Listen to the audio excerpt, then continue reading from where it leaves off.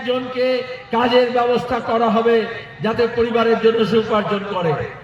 আমাদের ঘরের ছেলেমেয়েরা অন্য রাজ্যে গিয়ে কাজ করছে, পরিযায়ী শ্রমিক হচ্ছে, ভাষার নামে ধর্মের নামে তাদের ওপর জুলুম করা হচ্ছে। আমরা বলছি এইখানেই আমরা কলকারখানা তৈরি করব আর এখানেই কাজ হবে। যে স্কুল বন্ধ হয়েছে সেই স্কুল চালু হবে। প্রত্যেক বছর স্কুল সার্ভিস কমিশন, মাদ্রাসা সার্ভিস কমিশনের পরীক্ষা হবে, আগে যেরকম বামফ্রন্টের আমলে হতো। নিয়োগ হবে, কোনো শূন্য পদ থাকবে না। পঞ্চায়েতে, পুরসভায়, সরকারি কারখানা, কোম্পানিতে, অফিসে সব শূন্য পদে নিয়োগ হবে ধাপে ধাপে। কেন্দ্রে দিল্লিতে বিজেপি সরকার আছে, এখন মোদি এসে বলছে 1 কোটি বেকারকে কাজ দেব। 14 সাল থেকে বলেছিল বছরে 2 কোটি বেকারের কাজ হবে, তাহলে 11 বছরে 22 কোটি লোকের কাজ হতো। ওরা মিথ্যা বলেছে। মমতা বলেছিল ডবল ডবল চাকরি হবে, আর এখন বলছে যুবসাথী করছি ভাতা পাবে। তাহলে ডবল ডবল চাকরি কোথায় গেল? চাকরির নামে দুর্নীতি করেছে, নিয়োগে দুর্নীতি হয়েছে, মন্ত্রীদের খাটের তলা থেকে, বান্ধবীর ফ্ল্যাট থেকে টাকা বেরোচ্ছে, করলো, খুন করলো, ধর্ষণ করলো। আমরা বললাম বিচার চাই, নাটক ছেড়ে বিচার করো, আরজি করে মাথা ধরো। কিন্তু আমরা কি দেখলাম? রাজ্যের পুলিশ যা বলল, বিজেপির সিবিআইও তাই বলল। কারণ ওরা বলে দিয়েছে না খাতা না বহি, जो ममता कहे सो सही। এটা মোহন ভাগবত বলে দিয়েছে। তাহলে এখানে দাঁড়িয়ে তামাশা করে, বলে তৃণমূল নাকি বিজেপিকে আটকাবে। যখন তৃণমূল ছিল না তখন বিজেপিও ছিল না। কংগ্রেস আমলে, বামফ্রন্টের আমলে বিজেপি ছিল, খাল কেটে কুমির আনার মতো করে তৃণমূলকে নিয়ে, তৃণমূল বিজেপিকে নিয়ে এসছে। মমতা ব্যানার্জি বলেছিলেন লাল ঝান্ডাকে শেষ করার জন্য তৃণমূল বিজেপিকে নিয়ে এসে মহাজোট করবে, করেছিল। মাওবাদীদের ডেকে নিয়ে এসে খুন করেছে। এখানে আমরা 37 জন শহীদকে স্মরণ করেছি। শহীদদের পরিবারের লোকেরা আছে, যারা মাওবাদীদের গুলি খেয়েছিল তারা আছে। খুব কম পরিবার আছে এই সমস্ত বান্দোয়ানে, বলরামপুরে, যেখানে দাঁড়িয়ে এই মাওবাদীদের সময় যারা হামলার শিকার হয়নি। মমতা ব্যানার্জি গদিতে বসার জন্য এই মাওবাদীদের স্টেন গান, মেশিন গান আর ল্যান্ডমাইন নিয়ে এ রাজ্যকে ছাড়খাড় করতে চেষ্টা করেছেন। তখন সব শিয়ালের একরা হয়েছিল, বিজেপি, তৃণমূল, শুভেন্দু, মমতা, এমনকি কংগ্রেস, এসইউসি, নকশাল, মুসলিম লীগ, জামাত, জমিয়াত সব এক কাট্টা হয়েছিল। সবাই মিলে বলেছিল লাল হটাও, দেশ বাঁচাও।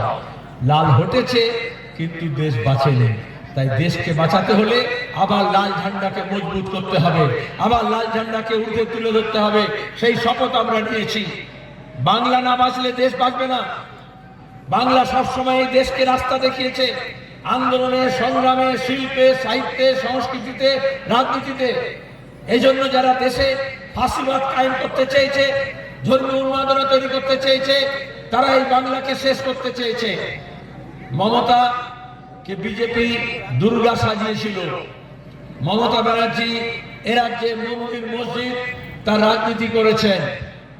এখন দাঁড়িয়ে কখনো বলছেন জগন্নাথ মন্দির করে দিয়েছি, কখনো বলছেন মহাকাল মন্দির করে দিয়েছি, কখনো বলছেন দুর্গাঙ্গন করে দিয়েছি, কখনো প্রাক্তন বিজেপি নেতা তৃণমূলের এমএলএ হুমায়ুন কবির বলছে বাবরি মসজিদ করে দেবো। আরে আমরা বলছি বাস চালাও, ট্রেন চালাও, ব্রিজ বানাও, রাস্তা বানাও, হাসপাতাল বানাও, বাস স্ট্যান্ড বানাও, স্কুল বানাও, মাদ্রাসা চালাও। সরকার বলছে না আমরা এসব করতে পারবো না। দিল্লির সরকার বলছে আমরা ওয়াকফ চালাবো। আরে ওয়াকফ তো ধর্মের লোকেরা চালাবে। মমতা বলছেন বিজেপি একটা রাম মন্দির করেছে, আমি 3-3টে মন্দির করে দেবো। আমরা মন্দিরের বিরুদ্ধে না, মসজিদের বিরুদ্ধে না। আমরা চাই ওই শিশুদের জন্য স্কুল তৈরি হোক, চলার জন্য রাস্তা তৈরি হোক, বন্যাদের জন্য বাঁধ তৈরি হোক, খেতে খামারে সেচের ব্যবস্থা হোক, হাসপাতাল তৈরি হোক, সেখানে ডাক্তার থাকুক, চিকিৎসার সময় যাতে অপারেশন থিয়েটারে আমরা জায়গা পাই, হাসপাতালে বেড পাই, তার ব্যবস্থা হোক। ওরা এইসব করে না। মোদি কি করেছে সরকারে এসে? প্রথমে বলেছে নোটবন্দি, তারপরে লকডাউনের নামে রেলবন্দি, আর এখন এসআইআর এর নামে ভোটবন্দি।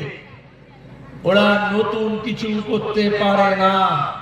বামফ্রন্ট সরকার 1977 সালে তৈরি হয়েছিল, তারপরে পঞ্চায়েতি ব্যবস্থা করে তুলেছিলাম, 18 বছরে ভোটাধিকার দেওয়া হয়েছিল, ভূমি সংস্কার হয়েছিল, বলেছিলাম লাঙ্গল যার জমি তার, চোদ্দার জমিদারদের তাড়িয়ে ভূমিহীন মানুষকে জমি দেওয়া হয়েছিল।